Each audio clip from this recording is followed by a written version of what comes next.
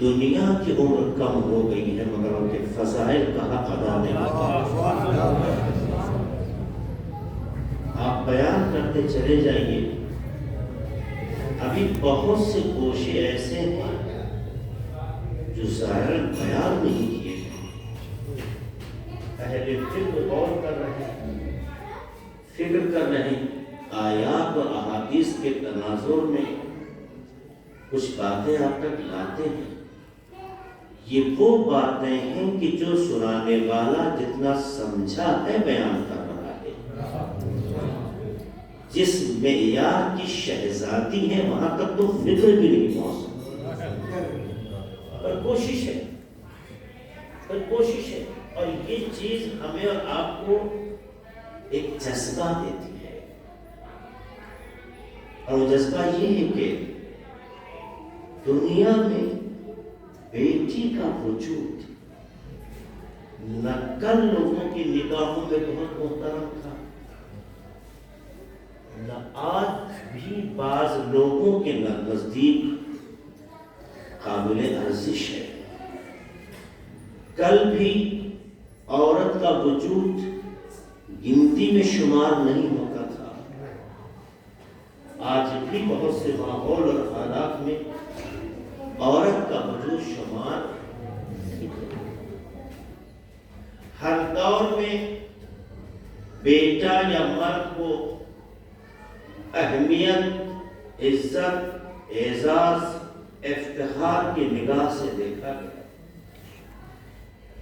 اولاد ہے تو خاندان کا وارث، نسل کا وارث، خاندان کی پہچان، خاندان کی طاقت، اسی تصور سے لوگوں نے دیکھا۔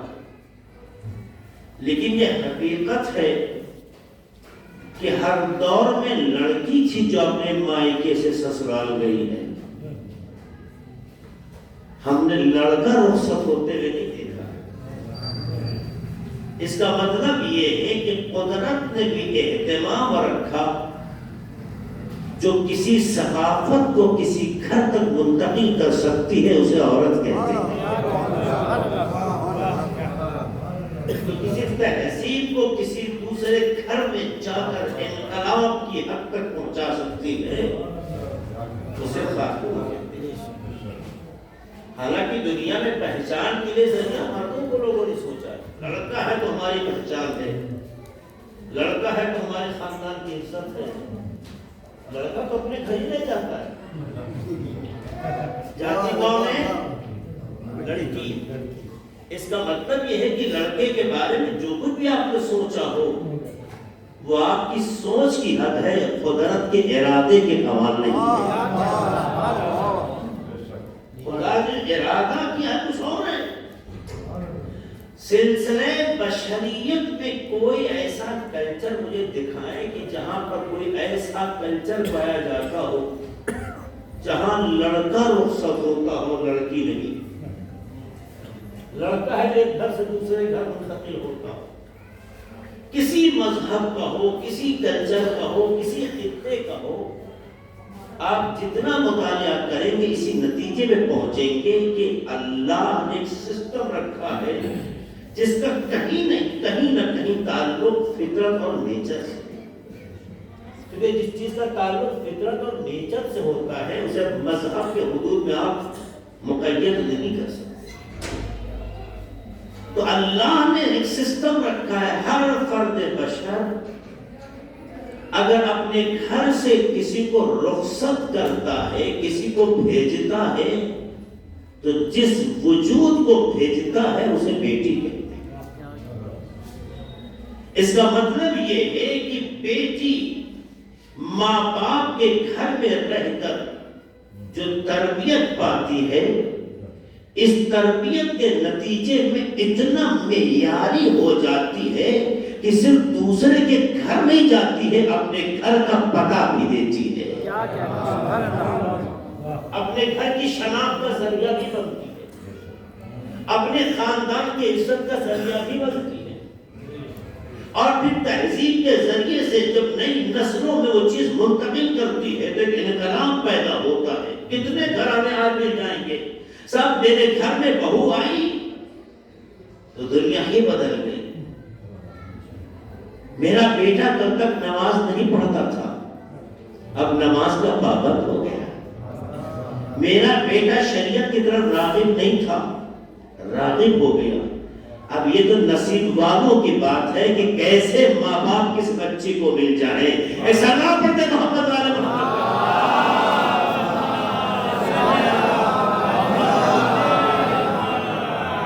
میں تربیت یافتہ کی بات کروں، بے تربیت کی بات ہی کیوں کروں؟ میں ان کی بات ہی نہیں کرنا چاہتا ہوں، سکے کا وہی رخ پیش کر رہا ہوں تو معیاری ہے، غیر معیاری گفتگو کا مطلب ہی نہیں ہے۔ تو انسان اپنے بچے کی، اگر اپنی بیٹی کی تربیت کرتا ہے تو تربیت کے نتیجے میں وہ صرف بچی اچھی نہیں ہوتی ہے، نسلوں کو اچھا بناتی ہے، ماحول بدل دیتی ہے، خیالات بدل دیتی ہے، افکار بدل دیتی ہے۔ آپ دیکھیے جب دنیا کے ماں باپ اگر اپنی بیٹی کو وقت دیں اور اپنی بیٹی پہ تربیت کے حوالے سے کام کریں تو بیٹی میں یہ جذبہ پیدا ہو جاتا ہے کہ صرف خود اچھی نہیں ہوتی ہے، دوسروں کو بھی اچھا بناتی ہے۔ اب بات سمجھ میں آئی کہ پیغمبر نے بیٹی کو پھول کیوں کہا یا بیٹی کو خوشبو کیوں کہا؟ یہ اس لیے فرمایا کہ پھول وہ ہوتا ہے جو صرف مہکتا ہی نہیں ہے، دوسروں کو بھی خوشبودار بنا دیتا ہے۔ اگر بیٹی کو تشبیہ دی گئی ہے پھول سے، ریحانہ کہا گیا ہے، پھول کہا گیا ہے، تو اس کا مطلب یہ ہے کہ یہ وہ چیز ہے جو صرف خود نہیں خوشبودار ہے بلکہ فضا کو معطر کرتا ہے۔ تو عزیزاں جس کے وجود سے فضا کی کثافت دور ہو کے آگ افروز ہو جائے اسے بیٹی کہتے ہیں۔ تو اگر عام بیٹیاں ایسی ہو تو جو سرکار رسالت مآب کی بیٹی ہو،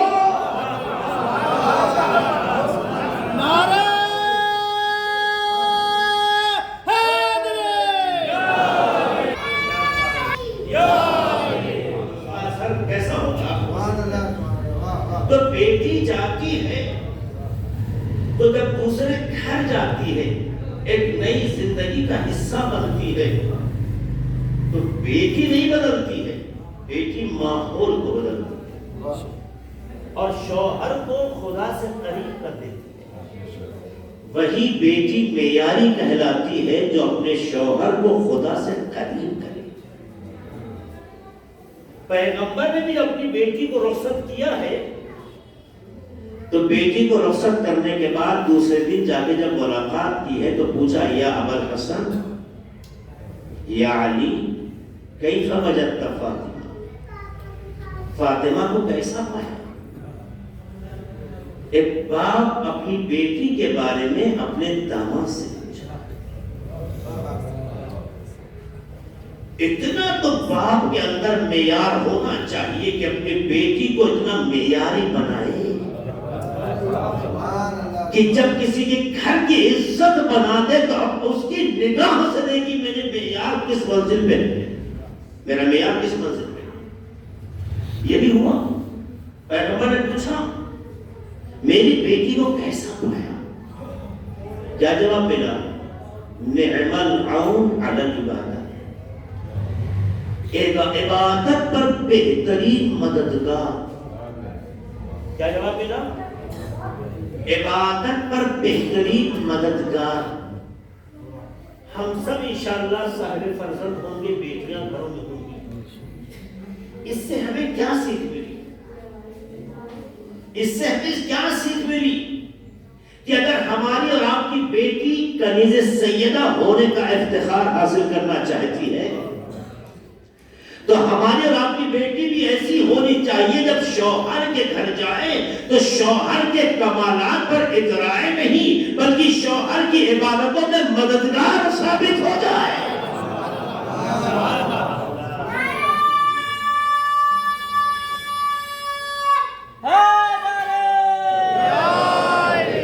یہ نہ ہو کہ اچھا خاصا شوہر جب تک داڑھی رکھتا تھا، جو مرد تھا جوان تھا رکھتا تھا، اچھی نہیں لگتی ہے راضی۔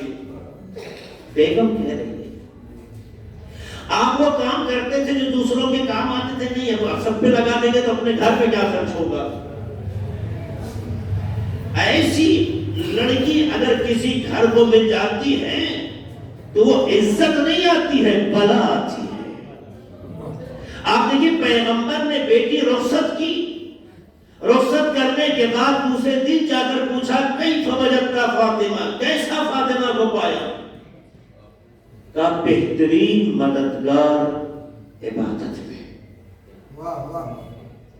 کیا مولا علی کی عبادت میں کوئی کمی تھی؟ کسی پہلو سے مولا علی کی عبادت میں کوئی کمی تھی؟ عبادت کو اگر جسم دیا جائے، بدن دیا جائے، انسانی صورت دی جائے تو وہ عالم نے بھی تعلیم بن جائے گی۔ مولا علی کی عبادت میں کسی اعتبار سے کوئی کمی نہیں ہے. یہ جملہ کیا بتاتا ہے؟ پتا چلا اس جملے سے ذریعے سے مولا علی بھی جناب فاطمہ کے بارے بتانا چاہتے ہیں یہ آپ کی صرف بیٹی نہیں ہے، میری زوجہ بننے کے بعد ایک ایسی شریک حیات ملی جو اپنے شوہر کو خدا سے قریب ہونے کے معاون ہے. اس کا مطلب یہ ہے عبادت تو علی کرتے ہی تھے، بہترین مددگار کا مطلب یہ ہوا کہ علی علیہ السلام کو خدا سے نزدیک ترک ہونے میں معاون ثابت ہوئی. اچھی زوجہ وہی ہے جو اپنے شوہر کو خدا سے قریب ہونے کے اسباب فراہم کرے. سلام علیہ محمد علیہ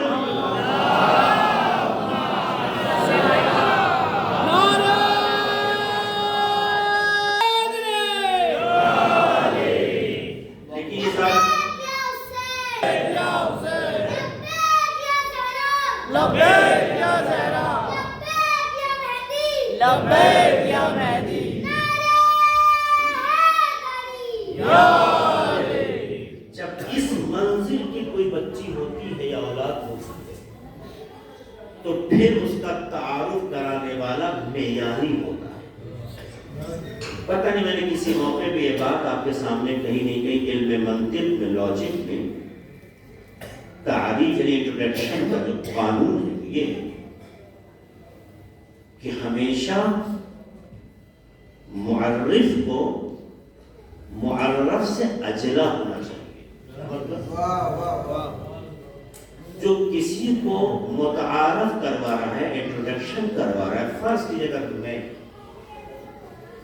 اس پائے کو ستون کو پہچانوانا چاہتا ہوں تو میرا پہچانوانا جب مانا رکھتا ہے جب میں اس سے بہتر ہوں. اگر وہ ہم سے بہتر ہو اور ہم اس سے کمتر ہوں تو یہ تعریف نہیں ہوئی ہے. کیونکہ جب میں خود ہی اس اعتبار میں نہیں ہوں کہ معتبر بن سکوں تو میرے پہچانوانے سے کسی کا اعتبار کیا بڑھے گا؟ غور کر رہے ہیں. معرف کہتے ہیں کہ تعریف کرنے والا، انٹروڈکشن کرانے والا.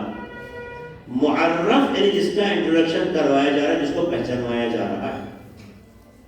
اور جی ایک بات یاد رکھیے گا، تعریف کا معیار یہی ہے. ابھی آپ نے ایک مصرے میں جملہ سنا تھا نا، فاطمہ فاطمہ ہے بس. میں کہیں آپ کے ذہن کو لے جانا چاہتا ہوں اور یہ سچائی بھی ہے. ڈاکٹر علی شریعتی کی کتاب بھی ہے اس سلسلے میں، فاطمہ فاطمہ ہے. کیوں؟ رک کے جملہ کہتا ہوں کیوں. دیکھیے یاد رکھیے گا، بیٹیوں کی شناخت کیونکہ ایک عورت کی زندگی میں 3 مرحلے ہوتے ہیں: بیٹی، زوجہ، ماں. 3 مرحلے ہوتے ہیں. فلاں کی بیٹی ہے، فلاں کی زوجہ ہے، فلاں کی ماں ہے. اگر دنیا اس عنوان سے اسے پہچانے تو اس کا مطلب یہ ہوا کہ اس کی شخصیت میں کوئی کمال نہیں ہے. نسبتوں کی بنیاد پر معیار پایا. فلاں کی بیٹی ہے، اس کا مطلب کیا کمال ہے. فلاں کی زوجہ ہے، اس کا اپنا کیا کمال ہے. فلاں کی ماں ہے، اس کا مطلب ہے جس کی ماں ہے اس کے ذریعے پہچانوا رہے ہیں. تو اگر کسی کا تعارف بیٹی کی حیثیت سے باپ کے ذریعے ہو تو اس کا مطلب یہ ہے کہ بیٹی کا اپنا کوئی کمال نہیں ہے. باپ کے کمال کی وجہ میں بات دوہرا رہا ہوں تاکہ جو بات کہنا چاہتا ہوں اس کی اہمیت اور اس کی گہرائی تک پہنچے. گہری بات ہے جسے میں آسان لفظوں میں لانا چاہتا ہوں کہ ایک بیٹی کو اگر باپ کی نسبت سے فلاں کی بیٹی، مثلا آیت اللہ سستانی کی بیٹی، آیت اللہ خامنئی کی بیٹی، تو ہماری اور آپ کی نگاہوں میں آیت اللہ سستانی کی قیمت ہے، ایک بہار ہے، ایک عظمت ہے. آیت اللہ خامنئی کے لیے ایک جذبہ ہے، ایک حیثیت ہے. تو چونکہ باپ معیاری ہے، اس نسبت کی بنیاد پر بیٹی کو معیاری مانا جا رہا ہے. اس میں بیٹی کا اپنا کیا اگر شوہر کسی خاتون کا اس معیار کا ہو جس کی حیثیت ہو، مثلا بہت بڑا عالم دین کی بیوی ہے، جسے میں نے بھی کچھ دنوں مجلسوں میں کہا ہے کہ فرض کیجئے اگر کوئی لڑکی ایسی ہے جس نے مکتب نہ دیکھا ہو، مدرسہ نہ دیکھا ہو، صرف آپ اس کی شادی کسی مولانا سے کروا دیجئے تو سماج میں لوگ کیا کہتے ہیں اس کو؟ مولوی۔ پتہ چلا مکتب بھی نہیں دیکھا ہے، مدرسہ بھی نہیں گئی ہے، مگر مولوی کا ٹائٹل مل گیا کیونکہ فلاں کی زوجہ ہے۔ تو شوہر کی بنیاد پر اگر بیوی پہچانی جاتی ہے تو یہ شوہر کا کمال ہے، بیوی کا کیا کمال ہے؟ اگر فرض کیجئے کسی کے بچے بڑے عہدے، بڑے منصب، بڑی عظمت، بڑی پوسٹ پہ پہنچ گئے ہیں اور فلاں کی ماں، تو اس کا مطلب یہ ہے کہ بچوں میں کمال تو تھا، اس بنیاد پہ کہا جائے فلاں کی ماں ہے، لیکن ماں کا خود کا کمال کیا ہے؟ جب تک کسی وجود کو صرف اور صرف نسبتوں سے پہچانوائیں گے تو وہ نسبت کی بنیاد پر تو معتبر ہے، مگر خود اس کے اندر کتنا اعتبار ہے پتہ نہیں چلتا۔ اگر کائنات میں جناب فاطمہ کا صرف یہی تعارف ہوتا کہ رسول خدا صلی اللہ علیہ وسلم کی سید الانبیاء کی بیٹی ہے، اگر صرف یہی ان کا تعارف ہوتا کہ سید الاوصیاء علی بن ابی طالب کی زوجہ ہے، اگر یہی ان کا تعارف ہوتا کہ سیدہ شباب اہل جنہ کی ماں ہے، تو اس کا مطلب یہ ہے کہ شہزادی کے وجود میں اپنا کوئی کمال نہیں ہے، باپ معیاری ہے اس لیے یہ معیاری ہو گئی، شوہر معیاری ہے اس لیے معیاری ہو گئی، بیٹے معیاری ہے اس لیے معیاری ہو گئی، مگر عزیزو یہی تو منزل ہے کہ شہزادی کو یہ افتخار ملا کہ سید الانبیاء جیسا باپ ملا، سید الاوصیاء جیسا شوہر ملا، سیدہ شباب اہل جنہ جیسے بیٹے ملے، لیکن شہزادی کا خود وجود اتنا قیمتی ہے، اتنا اہمیت کا حامل ہے کہ جب آیت تطہیر نازل ہوئی ہے اور اس وقت جبرائیل نے پوچھا ہے یا اللہ کو مخاطب کر کے من ہتاہتوں کے ساتھ کون لوگ ہیں جو چادر کے نیچے ہیں، تو جیسے ہی پوچھا تو تعارف میں تو ہمیشہ شخصیتوں سے اولاد پہچانوائی جاتی ہے، لیکن یہ پہلی منزل ہے کہ جب اللہ نے فاطمہ کو پہچانوایا تو کہا ہم فاطمہ کو وابوہا وبالوہا وبدوہا، یہ کہہ کے بتایا آج یہ نہیں کہا گیا ہے رسول کی بیٹی، آج یہ نہیں کہا گیا ہے علی کی زوجہ، یا آج نہیں کہا گیا ہے حسنین کی ماں، بلکہ بتایا جا رہا ہے فاطمہ ہے ان کا باپ، فاطمہ ہے ان کا شوہر، فاطمہ ہے ان کے بچے۔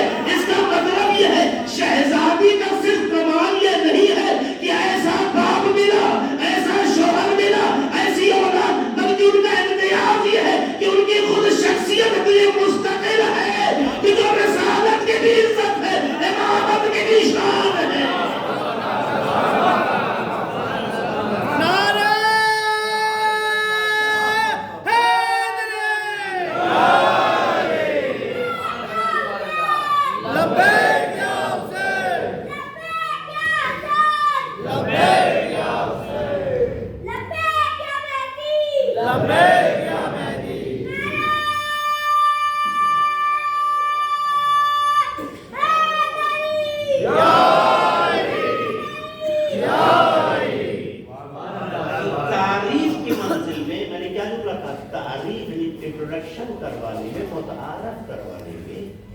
ہمیشہ جو متعارف کروا رہا ہے وہ معتبر ہونا چاہیے، اجلا یعنی اس سے بہتر ہونا چاہیے، جو خود روشن ہو وہ دوسرے کو روشن کر سکتا ہے۔ شاید یہی وجہ تھی جب جناب فاطمہ کا تعارف کروانا ہوا تو قدرت نے کسی اور کو ذریعہ نہیں بنایا، خود پروردگار معرف بن گیا، اور پروردگار معرف بن گئے۔ ان کی زندگی میں بہت سے ایسے مواقع ہیں کہ جہاں پر انہیں پہچانوایا گیا تو پہچانوانے والا جب تک معیاری نہ ہو، آیت تطہیر نے ہمیں یہی سبق دیا کہ شہزادی کو اگر پہچاننا ہے تو صرف اس وجہ سے مت پہچانو کہ ان کے والد فلاں تھے. والد فلاں ہونا شرف ہے، کمال نہیں ہے. یہ بات کیوں کہہ رہا ہوں؟ کیونکہ کمال انسان اپنی کوششوں سے حاصل کرتا ہے. کون کس کے گھر کی عزت بنے یہ خدا طے کرتا ہے. یہ شرف ہے، شرف ہے. لیکن جملے کو سمجھیے گا جو کہنا چاہتا ہوں. کمال انسان اپنی محنت سے حاصل کرتا ہے. یہ اللہ کس کو کس گھر میں اتارے اس سے بہتر کوئی نہیں چاہتا. اس لیے کون کس کے گھر میں پیدا ہوا یہ شرف ہے جو خدا نے عطا کیا ہے. لیکن کمال جب پیدا ہوگا جب آپ اپنے اندر وہ کمال پیدا کریں. اس لیے قطعاً ایسا باپ ملنا شرف ہے، قطعاً ایسا شوہر ہونا عزت اور شرف ہے، قطعاً ایسے اولاد ہونا عزت و شرف ہے. لیکن کمال جب کہلائے گا جب آپ کے وجود میں کوئی چیز پائی جائے. اس لیے شرف بھی اس جناب سیدہ کے گھر میں دکھائی دیتا ہے، کمال بھی جناب سیدہ کے گھر میں دکھائی دیتا ہے. تو متعارف کرانے میں یہی سلسلہ ہوتا ہے. اور یہ بات اللہ نے بہت پہلے کہتی تھی سورہ کوثر کے ذریعے سے، اِنَّا أَعْطَيْنَاكَ الْكَوْثَرَ. یہ کیا ہے؟ ایک طرح کا تعارفی تو ہے. میں نے آپ کو کوثر عطا کیا، میں نے آپ کو کوثر عطا کیا. اچھا جب کوثر ملا تو کیا کرنا ہے؟ لیکن جو چیز جیسی ہوتی ہے اثرات ویسے ہی ہوتے ہیں. لیکن جو جیسی چیز ہوگی ویسے اس کا اثر ہوگا. مانتے نہیں مانتے؟ کوثر کا اثر کیا ہے؟ فَصَلِّ لِرَبِّكَ وَانْحَرْ. کوثر کا اثر یہ ہے کہ ہم نے جب تمہیں یہ عطا کر دیا تو نماز پڑھو، قربانی دو. نماز پڑھو یعنی خدا سے جڑو، قربانی دو یعنی مخلوقات سے جڑو. آپ کی بات غلط مجھے نہیں ہوتی. قربانی اگرچہ خدا کے لیے ہے لیکن فائدہ کس کو ملنا ہے اس کا؟ انسانوں کو. آپ دیکھیں قرآن مجید میں اللہ نے جہاں جہاں نماز کی بات کی یعنی زکات کی بات کہی، کہیں بھی نہیں. کبھی اور کیا آپ نے نماز کے ساتھ زکات کا تذکرہ کیا؟ یہ اسی لیے کہ خدا کہنا چاہتا ہے کہ تمہاری زندگی خود غرضی پہ نہ ہو، اجتماعی بنے. ہم ایسا انسان پسند کرتے ہیں جو ہم سے بھی جڑا ہو اور ہماری مخلوق سے بھی جڑا ہو. کٹ کے رہنے والا خدا کو پسند. جوانوں یاد رکھیے، ہاں اگر کٹ کے رہنے کا مطلب ایمان و کفر ہے، شرک و الحاد ہے، خباثتوں کا ہمارے اندر کہیں خدا نخواستہ سایہ نہ پڑ جائے، اگر یہ وجہ ہیں تو شاید بعض مواقع پہ قابل توجہ ہوں. مگر ہمیشہ اسے کٹنے کی ضرورت نہیں ہے، کیونکہ ہمیشہ کٹیں گے تو انہیں اچھا کون بنائے گا؟ اگر پیغمبر اپنے کو ایسے کاٹ کے رکھتے تو آج وہ عرب جو آج مسلمانوں کا مرکز کہلاتا ہے کل بھی وہ مشرکوں کا مرکز رہتا اور آج بھی. یہ اور بات ہے تربیت جب معیاری نہ ملی تو اسلام انہیں مسلمان نہ رکھ سکا. اسلام اور محبت آئے محبت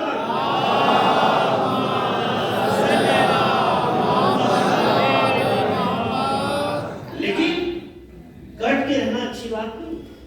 قرآن مجید کیا کہتے ہیں؟ فَصَلِّ لِرَبِّكَ وَانْحَرْ. دونوں عمل خدا کے لیے ہیں لیکن ایک کا تعلق براہ راست خدا سے اور دوسرے کا تعلق بندگان خدا سے ہے.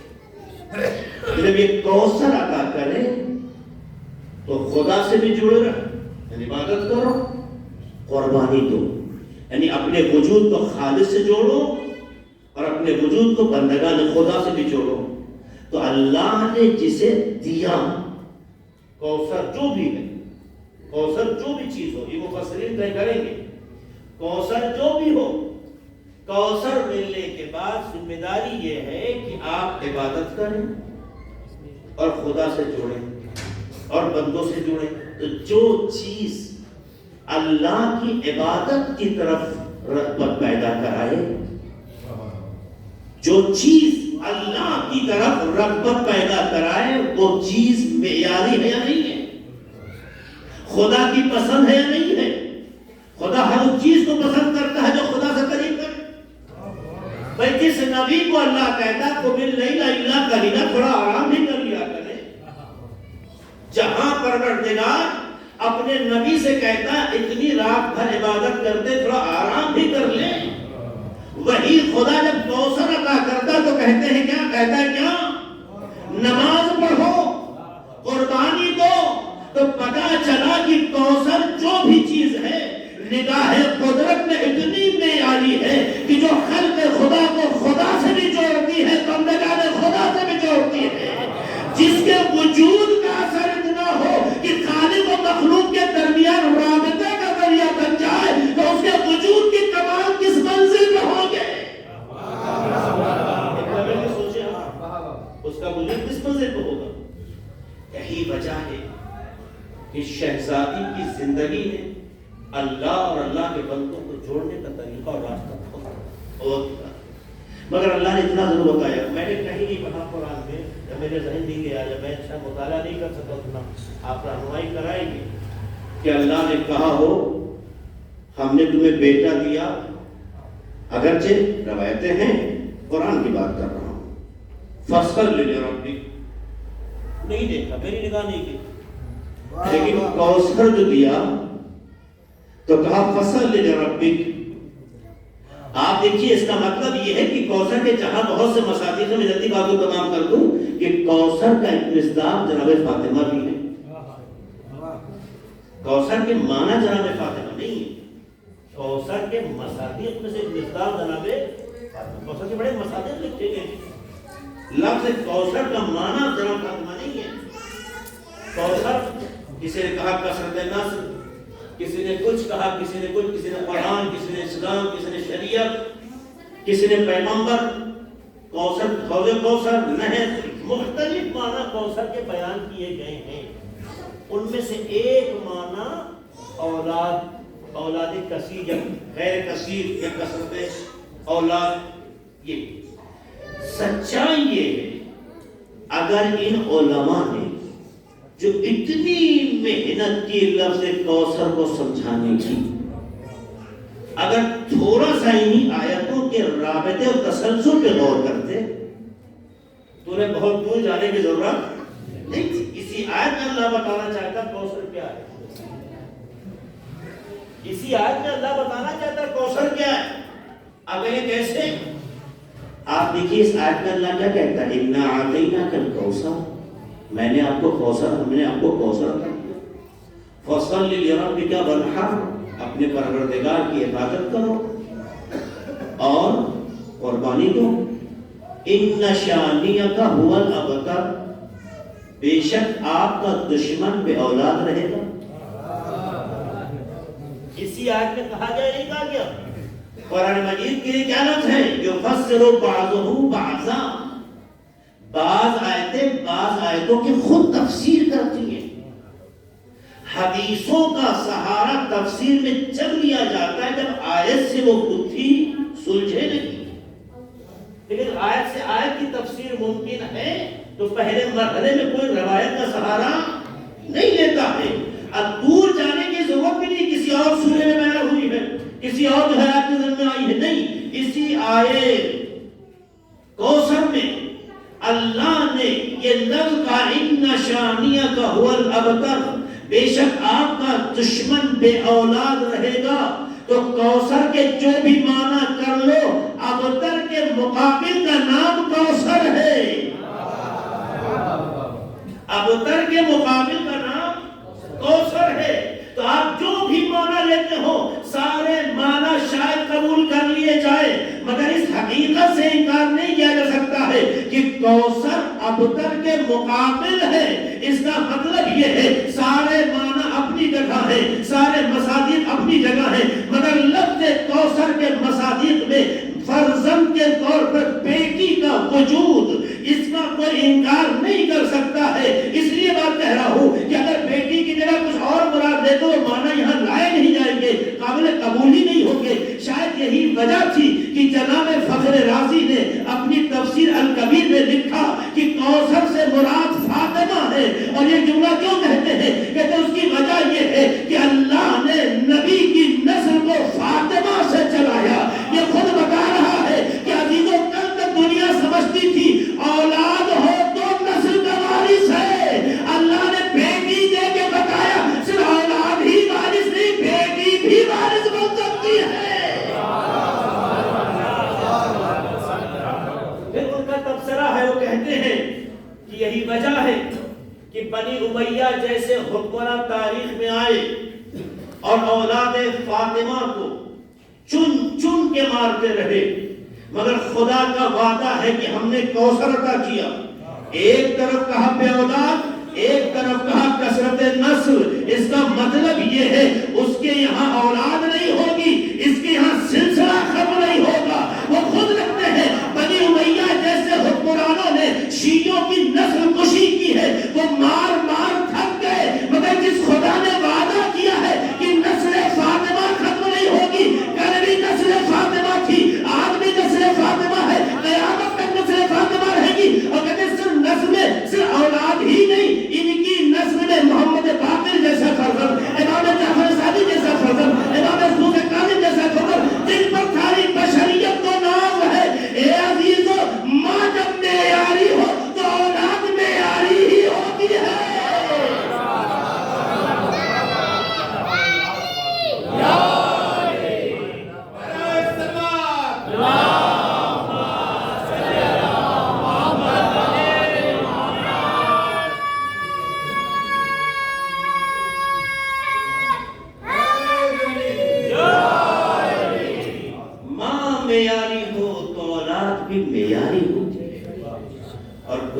اچانک معیاری نہیں ہو، اسے معیاری بنایا جاتا ہے. اسے اگر وہ ماحول ملے، اسے وہ سوچ ملے، اسے پلٹنے کا موقع دیا جائے تو پھر وہ ماں تو کار کا مرحلہ ہے، اس کے بچپن سے ہی اس کے مستقبل کو پڑھا جا سکتا ہے. نہیں ایسا ہوتا ہے بہت سے بچے ہمارے معاشرے میں بھی، سوسائٹی میں ایسے ہوتے ہیں جن کے بچپنے میں دیکھ ان کے فیوچر کو آپ گیس کرتے ہیں. اگر کسی کا بچپنا اتنا معیاری ہو جائے کہ فیوچر کا گیس کیا جانے لگے تو اس کا مطلب ہے کہ بچہ کامیاب ہے. تو اگر کسی گھر میں رہنے والی بیٹی اپنے کردار سے اپنے باپ کے نزدیک اتنا معیاری ہو جائے کہ باپ کہے فاطمہ تو ام ابیہا، کہ فاطمہ اپنے باپ کی ماں، اپنے باپ کی ماں، تو عزیزوں ماں بننے کے بعد ماں کا معیار دنیا دیکھے گی. مگر اتنا طے ہو گیا کہ رسول نے یہ جملہ کہہ کے بتایا فاطمہ کے ماں ہونے کے بعد سمجھنا کافی نہیں ہے کہ فاطمہ ماں ہے، بلکہ فاطمہ نے جو بچپن میں بیٹی ہوتے ہوئے کردار پیش کیا ہے وہ کردار اتنا معیاری ہے کہ نگاہ رسالت کہہ رہی ہے فاطمہ کچھ اور نہیں، اپنے باپ کی ماں ہے، اپنے باپ کی ماں ہے. اچھا اس میں ایک پہلو اور بھی آتا ہے کہ پیغمبر کی زندگی میں دونوں پہلو ہیں. جب فاطمہ باپ کے پاس تھی، جناب فاطمہ علیہ السلام باپ کے پاس تھی، تب بھی بابا نے ہر طریقے سے لحاظ رکھا جو رکھنا چاہیے. جب شادی کے بعد بھی اپنے بابا سے ملنے آتی تھی تو میں نے دیکھا پھر وہی کردار ہے. اگر ان دونوں کردار کو دو آئینے سے دیکھا جائے کہ کل باپ بیٹی کی تربیت کر رہا تھا اس آئینے سے، شادی کے بعد معمولاً تربیت کے مظاہرے کا وقت ہوتا ہے. حالانکہ جناب فاطمہ زہرا تو پہلے ہی مرحلے میں مظاہرہ کرتی ہے. میں ایک جنرل بات کہہ رہا ہوں، اسے دو آئینہ کہہ رہا ہوں کہ شادی سے پہلے بیٹی ہونے کی حیثیت سے، شادی کے بعد تربیت کے مظاہرے کی بنیاد پر پیغمبر نے دیکھا گیا ہے کہ جناب فاطمہ زہرا کو جب گھر میں دیکھتے تھے اور جناب فاطمہ زہرا سامنے آتی تھی کھڑے ہو جاتے تھے. یہ باپ بیٹی کے لیے کھڑا ہو رہا ہے. اگر آپ تربیتی نگاہ سے دیکھیں تو کہہ سکتے ہیں ایک باپ اپنی بیٹی کو یہ سلیقہ سکھا رہا ہے کہ جب کوئی تمہارے سامنے آئے تو تمہیں کھڑا ہو جانا چاہیے. یہ رسپیکٹ کا طریقہ ہے, ایک تربیت کا اصول ہے. کیوں؟ چونکہ تربیت صرف زبان سے کہنے سے نہیں ہوتی ہے, کردار پیش کرنے سے ہوتی ہے. اور وہی تربیت مؤثر ہے جس میں زبان خاموش ہو, کردار بول رہا ہو. تو زیادہ مؤثر ہے. اگر ہماری مائیں اپنے گھر میں اپنی بیٹیوں سے کوئی کام لینا چاہتی ہیں تو کہنے کے بجائے اس کام کو خود کر لیں. اگر کسی بچے کو نمازی بنانا ہے تو جب 9-10 سال کا ہو جائے اور آنکھیں پھاڑ کر اور اسنے چڑھا کے غصے کا مظاہرہ کر کے پیر توڑ دیں گے, آنکھ نکال دیں گے, کھانا بند کر دیں گے, یہ تربیت نہیں ہے, ظلم ہے. آپ نے وقت گنوا دیا. جب وقت انسان بنانے کا تھا تو پیار نے ضائع کر دیا. ہر ماں باپ بچے کو اچھا پہناتے ہیں, اچھا کھلاتے ہیں, اپنے سے بہتر رکھنا چاہتے ہیں, رکھنا بھی چاہیے, لیکن تربیت کے اصولوں سے غافل نہیں ہونا چاہیے. جب وقت تھا کہ بچہ آپ کو دیکھ کر نماز پڑھتا ہے, سو جا بیٹا, ابھی تو صبح نہیں ہوئی ہے, ابھی وقت نہیں ہوا, سو جاؤ. آپ سلاتے رہے. جب وقت تھا وہ نکل گیا. اگر 9-10 سال 11 سال مولانا صاحب میرا بچہ میری بات نہیں سنتا, نماز نہیں پڑھتا, طاقتوں کے مظاہرے سے معمولاً 2 چیز سامنے آتی ہے, یا بغاوت یا بزدلی. اگر آپ اپنی اولاد کی تربیت کے نام پر طاقت کا استعمال کریں گے تو آپ کا بچہ آنے والے وقت میں یا باغی بن جائے گا یا بزدل بن جائے گا. نہ باغی بنو نہ بزدل بنو, اپنے کردار کو پیش کرتے رہو, وہ خود دیکھ کر متاثر ہو جائے گا. اس لیے جن گھروں میں ماں باپ نماز پڑھتے ہیں وہاں خالی مصلی بچھا کے دیکھو, بچے سے کہنے کی ضرورت نہیں ہے, ابھی کھڑا ہونے کی صلاحیت نہیں ہے, مصلی پہ پہنچ جاتا ہے. آپ تو رکوع کریں گے, پھر سجدے میں جائیں گے. عبادت میں سب سے افضل عمل سجدہ ہے. بچے کو آپ نے نماز نہیں سکھائی ہے, آپ کو چھپتے دیکھا ہے, بغیر کہے کردار نے جس طرف کھینچا, جس طرف دعوت دی, وہ کمال عمل کی طرف دعوت دی. تو بچہ یہ نماز پڑھ رہا ہے, نماز نہیں پڑھ رہا ہے, بلکہ اپنے باپ کے نمازی ہونے کی گواہی دے رہا ہے.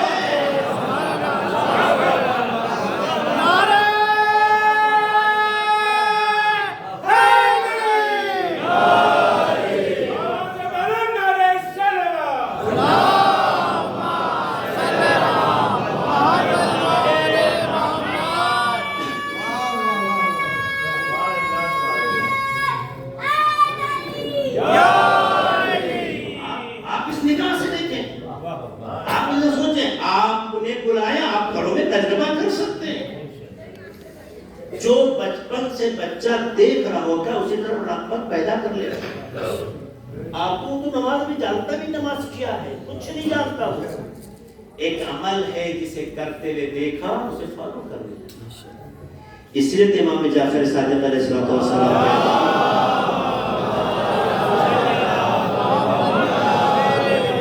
قولوا دعاة الناس بغیر السنتکم, تم لوگوں کو دعوت دو مگر زبان سے نہیں.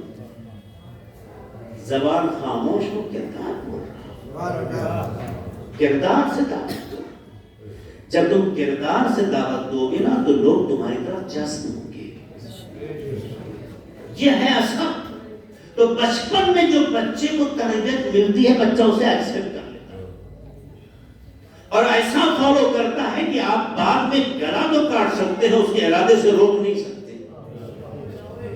اس لیے تربیت کا بہترین وقت بچپن ہے.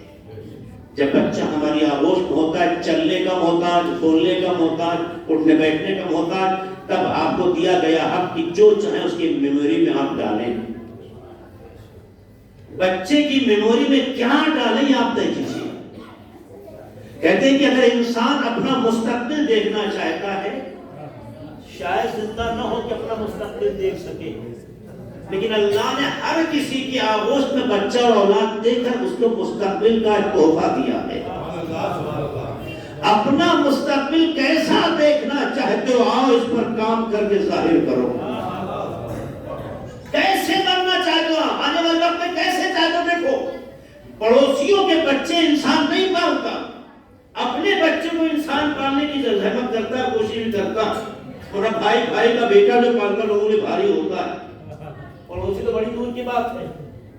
لیکن جو اللہ تمہیں بیٹا جو تم سمجھتے ہو تمہیں باپ بنا دیا، یہ غلط فہمی ہے۔ تمہیں باپ اللہ نہیں بنا رہا ہے، بلکہ تمہارے مستقبل کا آئینہ دیکھے تمہیں ذمہ دار بنا رہا ہے۔ تم صرف باپ کے نام پہ خوش ہو رہے ہو، خدا تمہیں ذمہ دار کی نگاہ سے دیکھ رہا ہے۔ تمہاری اولاد تمہاری آغوش میں دی ہے، یہ تمہیں پورا اختیار دیا، تم کیا مستقبل میں اپنے بارے میں ڈیزائن کرنا چاہتے ہو، اپنا فیوچر کیسا دیکھنا چاہتے ہو، بناؤ، اس پہ کام کرو۔ جیسا فیوچر اپنا دیکھنا چاہتے ہو ویسے تیار کرو۔ تم نہیں بھی رہو گے، آنے والا وقت کہے گا یہ فلاں باپ کا بیٹا ہے، یا اس بچے کا باپ فلاں تھا۔ اس نگاہ سے دنیا کہے گی نہیں کہے گی۔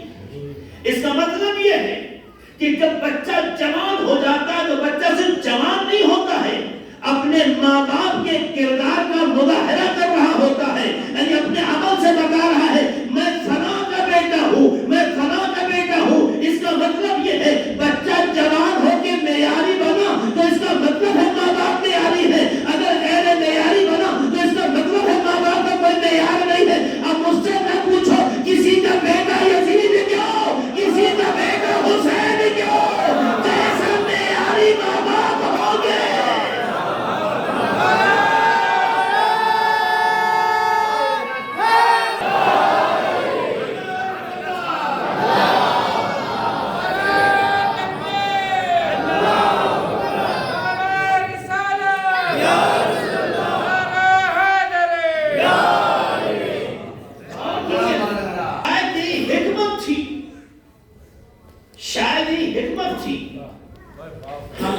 پہلے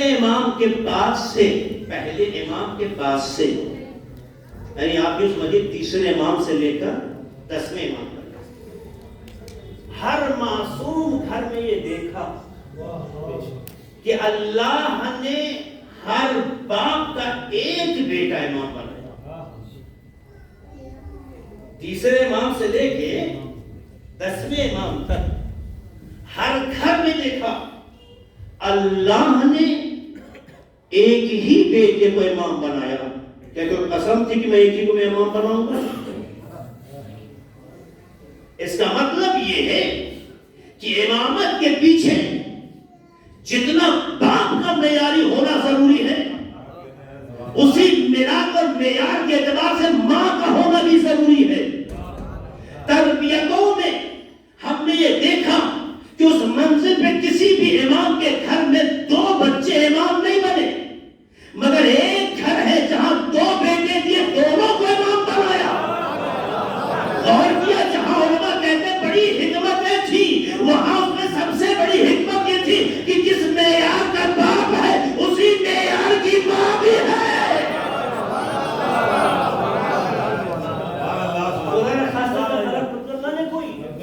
کسی بھی معصوم کی زوجہ جن کا فرزند امام بنا کمال کے اعتبار سے کم نہیں ہے، جن کا بیٹا امام بنا کمال کے اعتبار سے وہ ماں کم نہیں ہے، لیکن کتنی بھی بڑی اور اچھی ماں ہو جناب فاطمہ کے معیار کی ماں نہیں ہے۔ اس سے تو انکار نہیں ہو سکتا نا۔ اگر یہ بات آپ تک نہ پہنچی ہو تو آپ کو ایک جملہ سناؤں میں، ایک بہت بڑے اسکالر کا، وہ کہتے ہیں، شاید یہ آخری جملہ، دیکھیے وقت ہو گیا، اب آپ لوگ دیر سے آنے کی عادت ہوگی تو میں کیا کروں؟ نہیں گھبرائیے نہیں، جتنا یاد ہے سب سنا بھی نہیں سکتا۔ ایک صلوات پڑھتے محمد علیہ محمد۔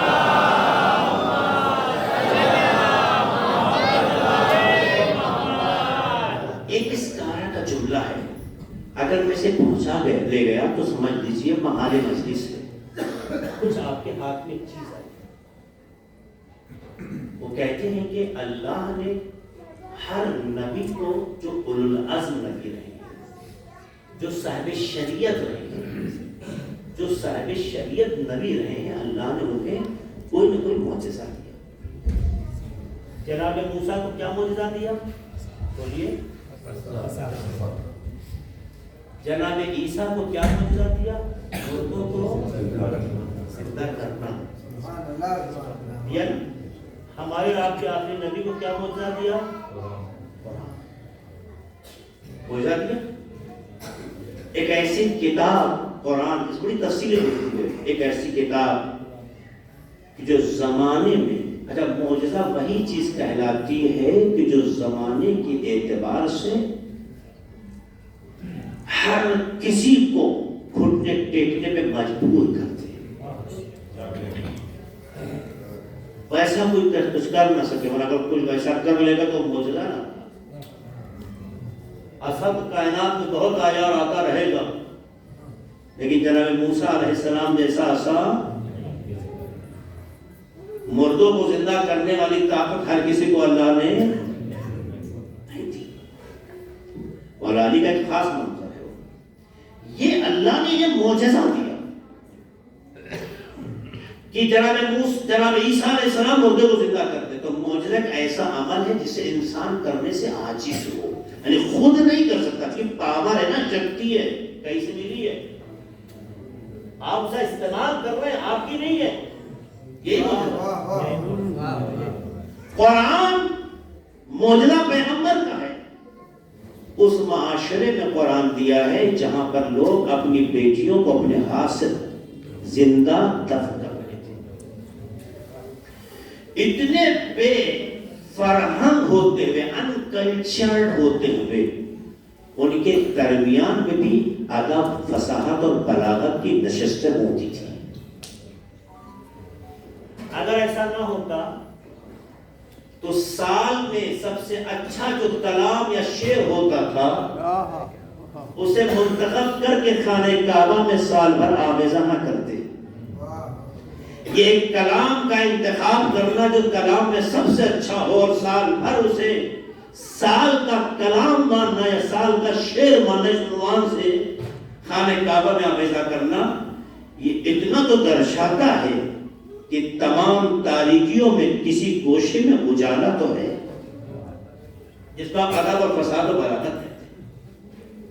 آنے والا زمانہ بھی اس کی طرف بڑھے گا.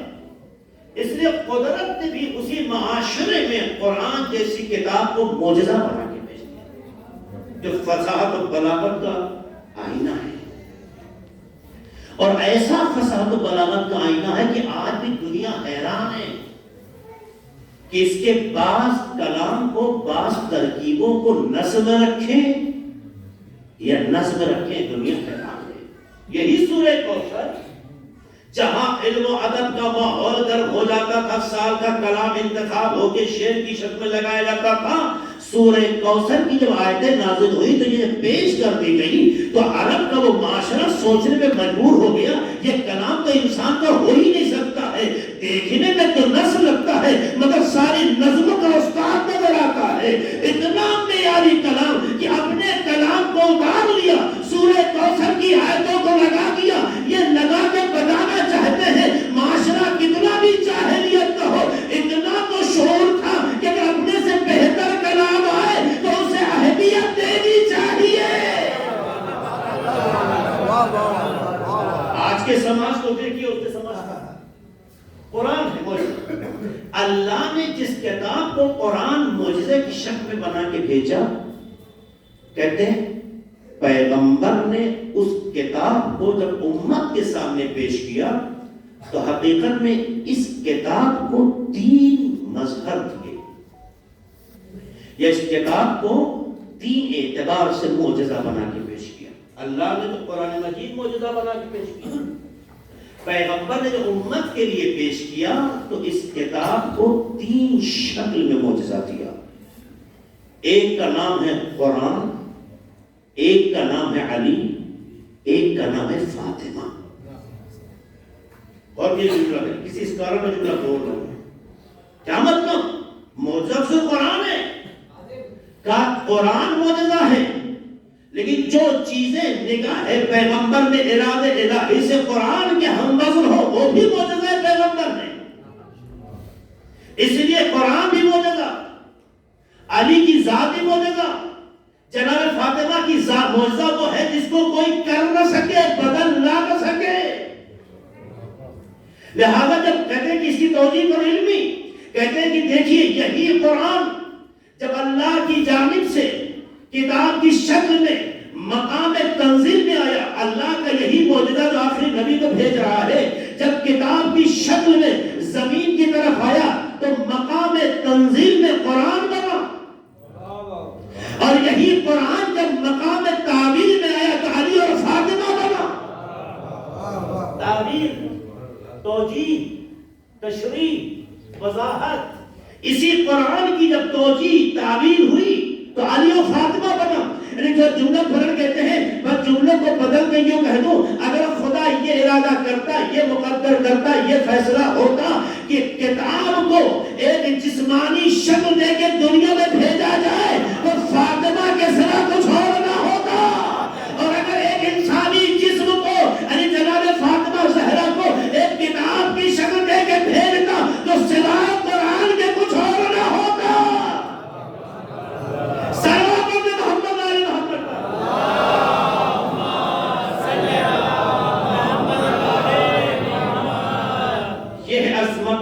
شخصیت جناب فاطمہ زہرا یہ فاطمہ ہے ایسی نہیں حقیقت یہ ہے کہ اللہ نے خود ان کے وجود میں وہ سارے کمالات رکھے جن پر انبیاء کو بھی ناز حق و عدالت کو ناز اوصیاء کو ناز ائمہ معصومین نے اپنی پہچان کے لیے جناب فاطمہ زہرا کو نمونے کے طور پر پیش کیا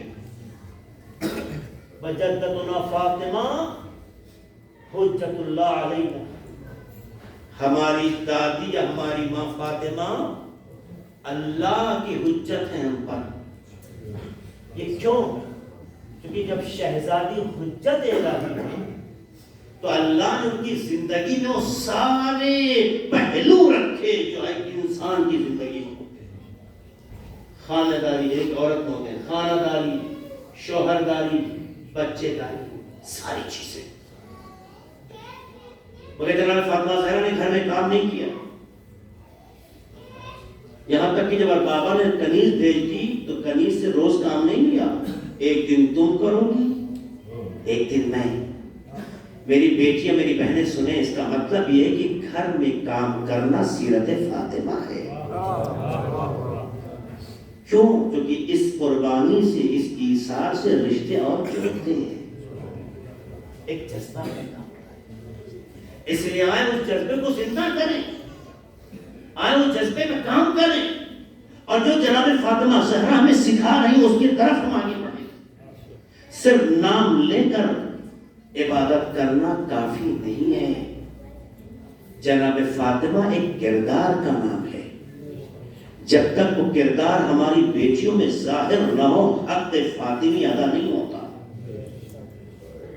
آئے حق فاطمی کی طرف بڑھیں اور اپنی بیٹی کو ایسا کنیز سیدہ بنائیں کہ دنیا دیکھ کے کہے جب کنیز اتنی معیاری ہے تو شہزادی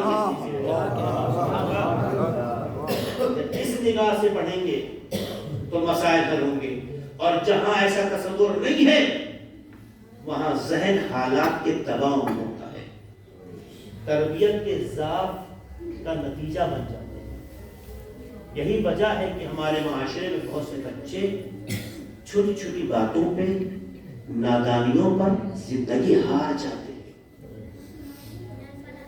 شیعہ کمیونٹی میں شیعہ آئیڈیالوجی میں خودکشی کی کوئی جگہ نہیں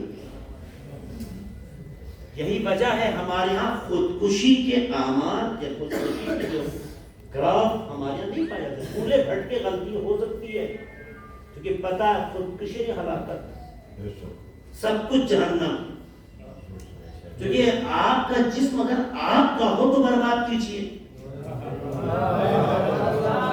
اگر یہ امانت ہو تو خودکشی خیانت کا نام ہے، امانت کی حفاظت کا نام نہیں ہے۔ زندگی میں نشے و فرار آتے ہیں، اچھے برے حالات آتے ہیں، مگر اپنی زندگی کو اس طرح سے ہارنا کہ خود کو تباہ کر لیا جائے، یہ اس بات کی علامت ہے کہ آپ خیانت کرتے ہیں دنیا سے۔ چاہے لڑکے کا جسم ہو چاہے لڑکی کا، یہ امانت خدا کی ہے،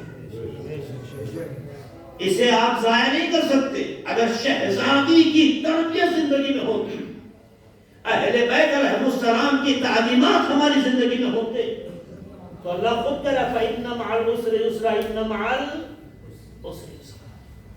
وہ زندگی ہی نہیں جہاں نشے و فراز نہ ہو، وہ زندگی ہی نہیں جہاں نشے و فراز نہ ہو۔ زندگی آزمائشوں کا نام ہے، اور جتنا انسان آزمائشوں سے گزرتا ہے اتنا ہی اللہ کے نزدیک اعتبار بڑھتا ہے۔ اگر اللہ امتحان لے رہا ہے زندگی میں، اچھے برے حالات پیدا ہو جاتے ہیں، آپ گھبرائیے نہیں، حالات کا مقابلہ کیجیے، ہمت کا مظاہرہ کیجیے۔ جب جب آپ خدا پہ بھروسہ کریں گے، جب آپ خدا پہ زبانی نہیں کہ پروردگار ہمارا یہ نہیں، دل سے روح آپ کی جان خدا سے جڑ جائے، جب خدا پہ بھروسہ کریں گے، وَمَن يَتَوَكَّلْ عَلَى اللَّهِ فَهُوَ حَسْبُهُ، جو خدا پہ بھروسہ کرتا ہے خدا اس کے لیے کافی ہے۔ بھروسہ تو کرو۔ جناب فاطمہ کا بھروسہ ہی تو تھا، جب کہہ دیا کہ کپڑے بچوں کے پاس نہیں، جب کہہ دیا کہ تمہارے کپڑے درزی کیا ہے، کسی تاریخ نے آج تک نہ لکھا کہ کپڑا خریدا گیا ہو، درزی کو دیا گیا ہو، ایک بچے کے جذبات سے ماں کے سامنے مظاہرہ کر دیا، ماں نے ویسے ہی فوراً جواب دے دیا تمہارے کپڑے درزی کی ہاں۔ تو خدا کو اس کنیز کے نکلے الفاظ کو اتنا قیمتی بنا کے پیش کیا کہ جو کل تک رضوان کہلاتا تھا اسے یہ بھی حق نہ تھا کہ خود کو جا کے رضوان الجنہ کہے، بلکہ اپنے کو خیاط الحسنین، حسنین کا درزی ہے، چونکہ ماں نے درزی کہا تو درزی کے قداست کی حفاظت ہوئی ہے۔ پتا چلا اگر خدا پہ بھروسہ کرو تو اللہ ویسے ہی اثر پیدا کر دیتا ہے جیسے زبان پہ جاری ہوتا ہے۔ سلام محمد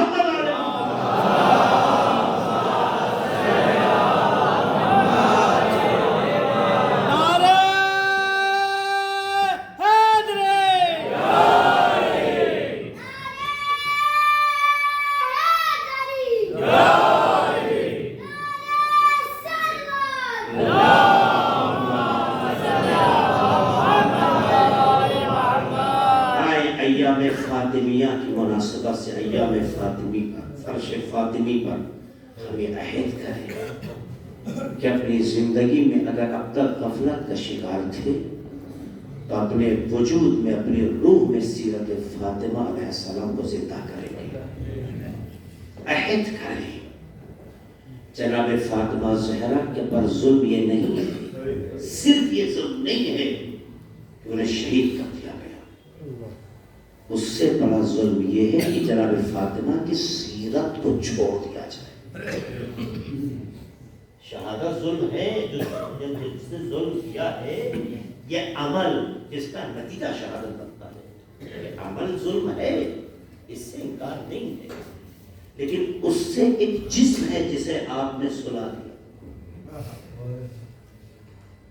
جسم کو سلایا جا سکتا ہے، کردار سلایا نہیں جا سکتا، لیکن اہل بیت اپنے لیے نہیں جیتے تھے، خدا کے لیے جیتے تھے، اس لیے مر جانا شہادت سعادت ہے، شہادت سعادت ہے۔ ظلم کا تذکرہ ہوگا، بیان ہوگا، لیکن اصل سچائی یہ ہے کہ ان کی سیرت، ان کے کردار کو ان سے وابستہ افراد سے کمزور کرتے، ورنہ یاد رکھیے گا اس سے زیادہ ظلم ہوگا جو ظالموں نے ان پر کیا ہے۔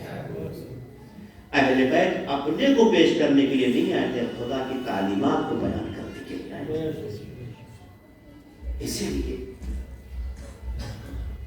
ہمیں دیکھتے ہیں کہ اہل بیت نے کبھی بھی اس کی طرف رغبت نہیں دلائی، توجہ بھی نہیں دلائی جو خدا اور اہل بیت سے خدا کی جیت ہے۔ جناب فاطمہ زہرا علیہ السلام ہمارے لیے آئیڈیل ہیں، جس کا مطلب یہ ہے ہم ہر پل میں انہیں دیکھیں گے اور ان کے کردار کو فالو کریں گے، ان کے کیریکٹر کو فالو کریں گے۔ اور جس گھر میں فاطمی کردار زندہ ہو جائے، خدا کی توجہ اس گھر میں ہو جائے، برکتیں اس گھر میں اترنے لگیں گی۔ پھر آپ کو برکتوں کے لیے کسی کے دروازے نہیں کھٹکھٹانے ہوں گے۔ یہ وہ ماں ہے کہ جو اپنی اولاد سے دور رہنا پسند، ہم نے روایتوں میں پڑھا ہے کہ ماں مرنے کے بعد بھی اپنی اولاد کی طرف آتی ہے۔ شب جمعہ میں، مناسبتوں میں، بچہ جب مصیبت میں ہو، موت کے بعد روحوں کا سفر کتاب اگر پڑھی ہو آپ نے تو دیکھیے اس میں تذکرہ ہے، روایتوں میں ہے کہ ماں کی روح آتی ہے۔ تو اگر ایک عام ماں اپنے بچوں کے لیے مرنے کے بعد بھی قبر میں ٹھہرتی رہی، تو اگر کوئی کائنات کی ماں فاطمہ ہو تو اپنے بچوں کے درد کے لیے کیسے قبر میں رکھے؟ یہی وجہ ہے کہ جناب فاطمہ زہرا علیہ السلام بابا کی وفات کے بعد دنیا میں بھی تڑپائی گئی اور بہت روئی۔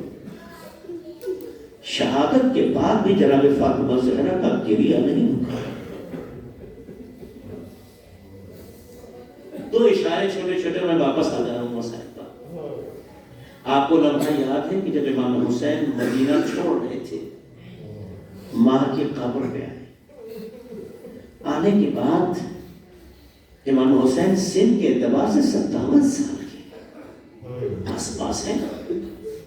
اتنا بڑا بیٹا ماں کے قبر میں آتا ہے تو ایسے فریاد کرتا ہے جیسے کوئی چھوٹا بچہ ماں کی آغوش میں آ کے فریاد کرتا ہے۔ مادر کی رانی مدینہ چھوٹ رہا ہے۔ مدینہ چھوٹنے کا اتنا افسوس نہیں، افسوس اس بات کا ہے کہ اماں جب دل پریشان ہوتا تو میں آپ کے پاس آ جاتا، اماں چلا جاؤں گا تو چراغ کون کرے گا؟ یہ وہ کیفیت تھی کہ امام رو رہے تھے، روتے روتے بے ہوش ہو۔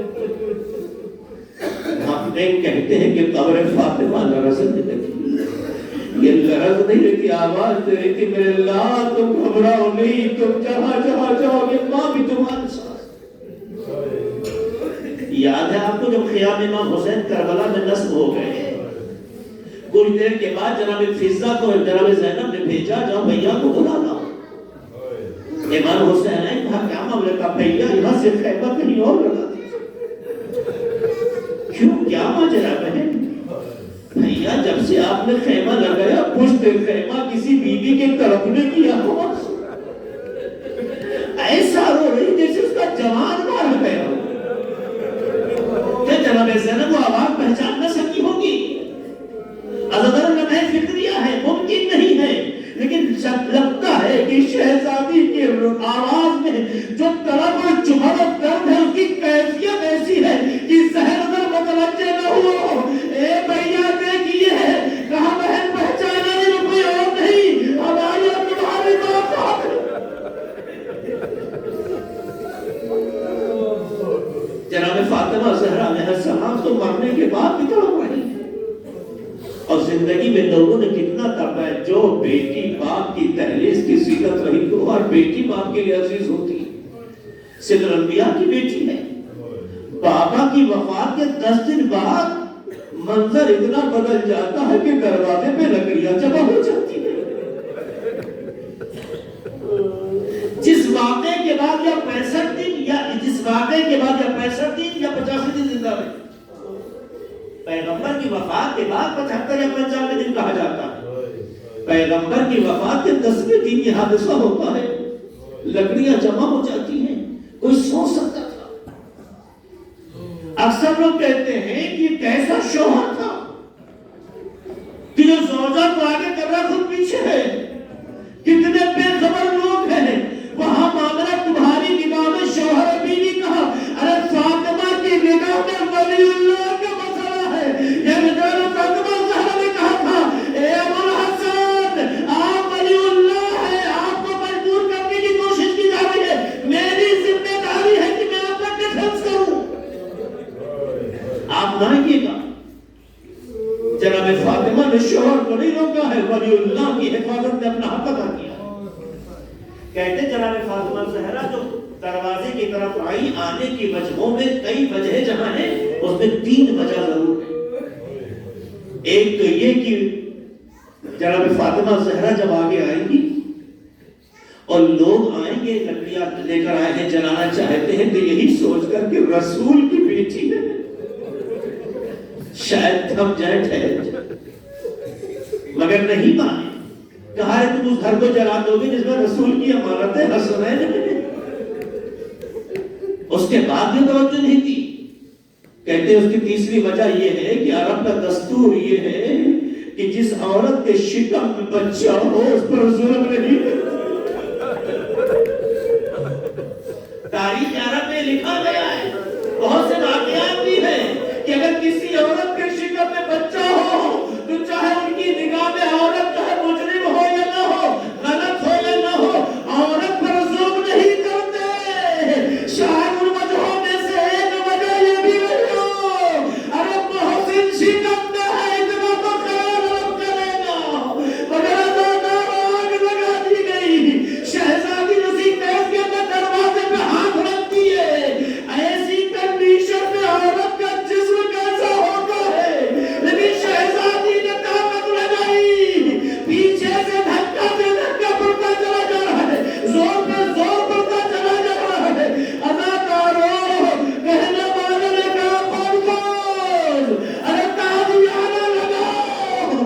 اداکاروں تازیانہ بلند ہوا، بازو زہرا پہ لگا، ہاتھ کمزور پڑے، رسول کی امانت روی رب کی. اس کیفیت کے ساتھ کہ جناب محسن شہید ہو گئے، جناب فاطمہ بے ہوش ہو گئی. کہتے ہیں اشقیاء گھر میں آ گئے، امام علی کے گلے میں رسن ڈال دی، انہیں گویا اپنے خیال میں آرس کر کے لے جانے لگے. وہ کہتے تھے جیسے جناب فاطمہ زہرا کو ہوش آیا، تصور شکل لگا جب ہوش آیا، جانتے ہیں یہ منظر ہلکا نہیں ہے.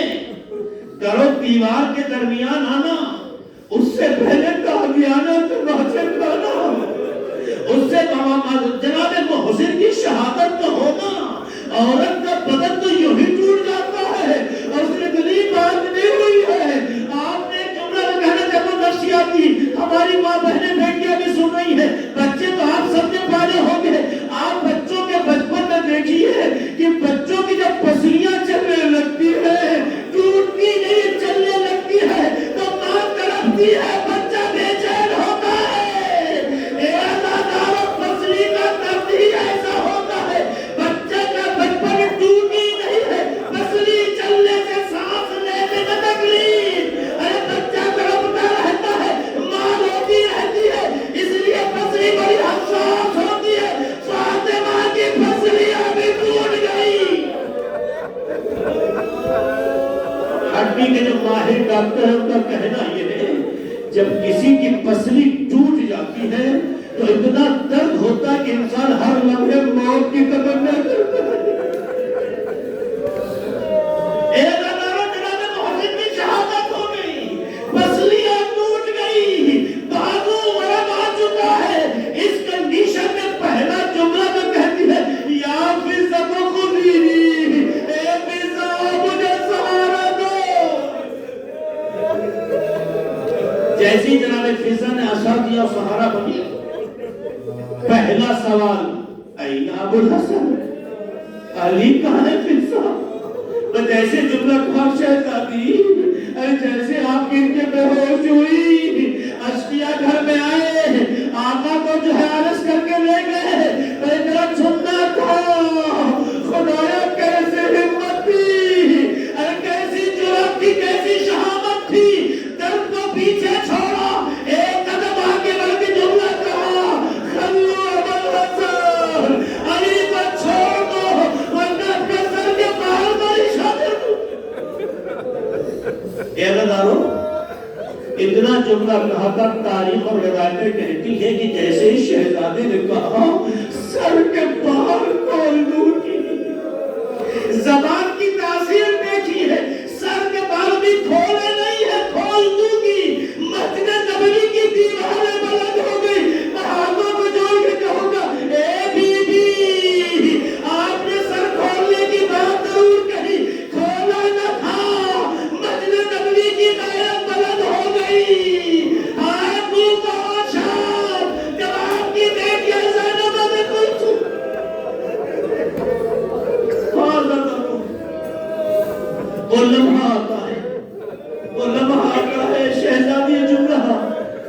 خدمت میں ہے مگر شوہر پہ ظاہر نہیں کرتی. آخری جملہ زحمت تمام کرنا چاہتا ہوں.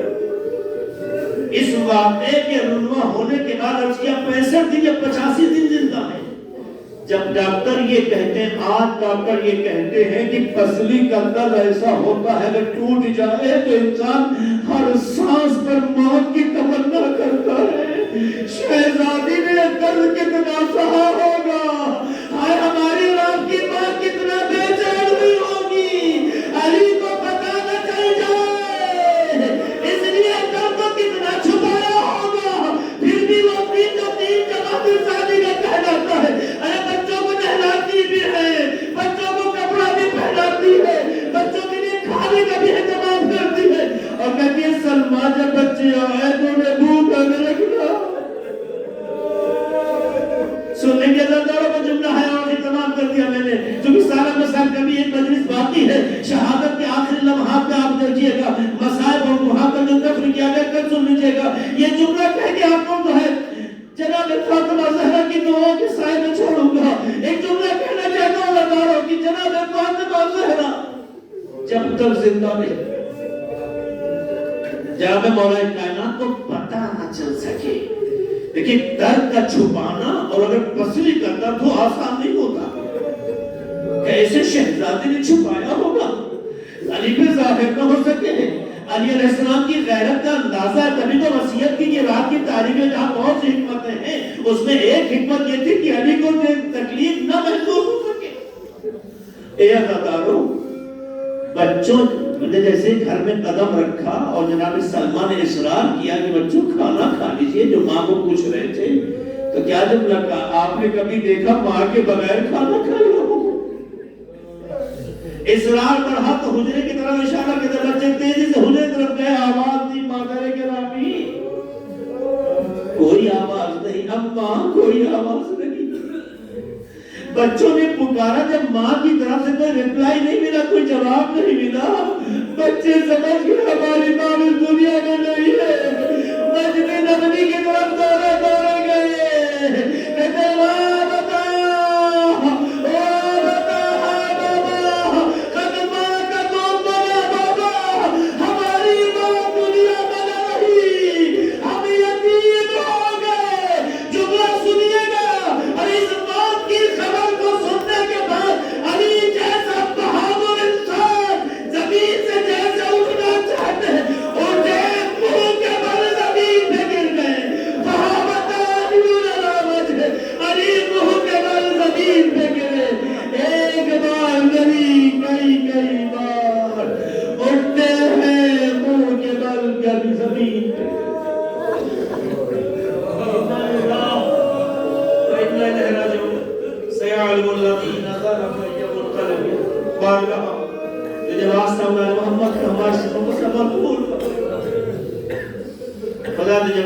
محمد کا تیری کنیز جناب سیدہ علیہ السلام کے لیے دنیا میں جہاں بھی لوگ اہتمام کر رہے ہیں فرش عذاب اشارہ دامے